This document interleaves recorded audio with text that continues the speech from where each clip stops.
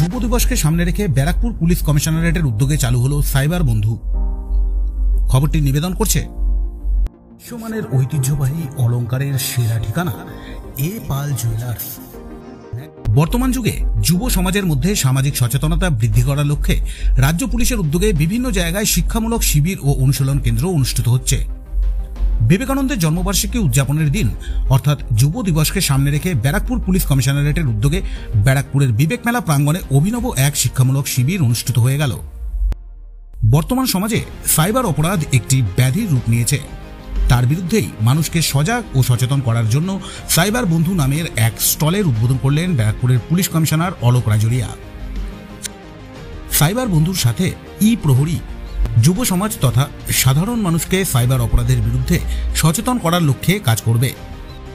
ভয় হোক ইয়া লোভ, ভয় আর লোভ এই দুটো জিনিস ধরুন এখন আমরা এখন যেটা রিসেন্ট ট্রেন্ড চলছে সেটা কি হচ্ছে, সেটা হচ্ছে ভয়।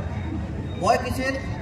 মানুষকে বলছে কি আমি সিবিআই অফিসার বলছি, আমি ইডি অফিসার বলছি, আমি ইনকাম ট্যাক্স অফিসার বলছি, আপনার মোবাইলটা অমুক জন্য ক্রাইমের জন্য ব্যবহার হয়েছে, আপনার আধার কার্ডটা এই জন্য ব্যবহার হয়েছে, আপনার অমুক লোক আপনার কোনো ওয়াইফের মোবাইলটা অমুক জন্য ব্যবহার হয়েছে। তারপরে এমন এমন জিনিসটা ওরা সাজিয়ে দেয় কি না এখন আমার সিনিয়র অফিসার সঙ্গে কথা বলুন, এর সঙ্গে কথা বলুন, ওর সঙ্গে কথা বলুন। এটা সব এর জন্য সবচেয়ে ভালো হচ্ছে আপনি প্রথম যখন কেউ কল করলে হ্যাঁ ঠিক আছে একটু পরে কল করবেন, একটু ঠান্ডা মাথায় ভাবুন এটা কি সঠিক।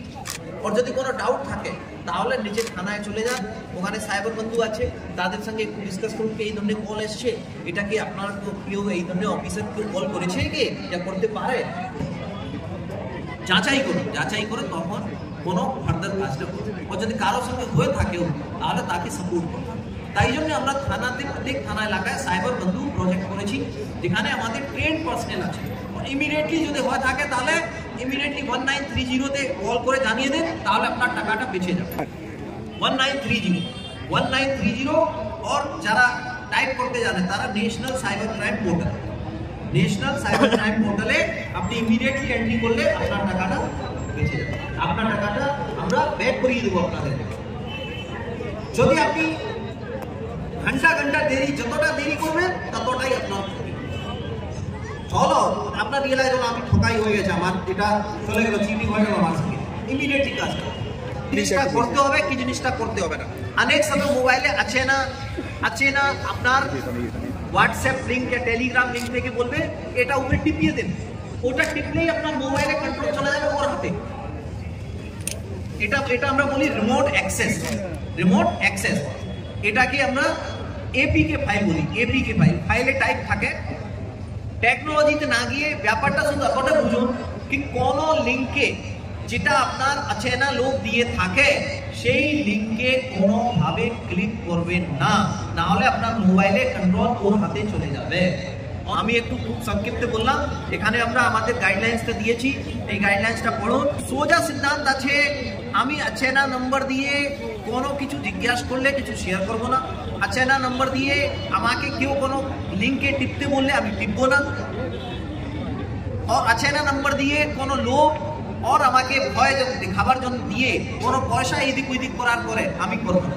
প্রথমে তো সচেতন হন, যদি কোনো হয়ে যায় ক্রাইমটা তো ইমিডিয়েটলি আসুন। আর যদি নিজে মোবাইল চালাতে জানেন, ফোন করতে জানেন তাহলে 1930-তে প্রথম কাজ করুন। এটা আমার সঙ্গে এটা হয়েছে আপনাকে। ব্যারাকপুর থেকে তপন রায়ের প্রতিবেদন আজকের সংবাদ। বিশ্বমানের ঐতিহ্যবাহী অলংকারের সেরা ঠিকানা এ পাল জুয়েলার্স। ন্যায্য মূল্যের 100% খাঁটি হলমার্কযুক্ত সোনা, রূপো এবং হীরের গহনা মানেই এ পাল জুয়েলার্স। আমাদের প্রতি গহনাতেই পাবেন আধুনিক ঐতিহ্যের পরশ। আমাদের এখানে হলমার্কযুক্ত সোনা এবং হীরের গহনার মজুরিতে পাবেন আকর্ষণীয় ছাড়। তাহলে আর দেরি না করে আজই আসুন আমাদের শোরুমে। আমাদের ঠিকানা এ পাল জুয়েলার্স, 11 সঞ্জীব চ্যাটার্জি রোড, নৈহাটি, উত্তর 24 পরগনা।